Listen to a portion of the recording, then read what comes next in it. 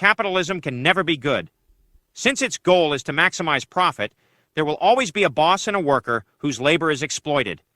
No matter how good the boss's intentions are, in a competitive environment, they will eventually have to compromise on workers' rights. Socialists complain about capitalists exploiting workers, but it's hard to find any nations in the last 100 years that have exploited workers more than socialist states like Soviet Russia and Mao's China. Darren Acemoglu and James Robinson describe how workers were punished for slacking off in Russia under the reign of Stalin. Instead of allowing the market to determine wages and incentivize hard work, in 1940, the Russian government criminalized worker absenteeism with 6 months hard labor and a 25% cut in pay. One might argue that such a law was necessary to survive a brutal war with Germany, but these policies persisted after World War II. Acemoglu and Robinson state that, between 1940 and 1955, 36 million people, about 1/3 of the adult population, were found guilty of such offenses. Of these, 15 million were sent to prison and 250,000 were shot.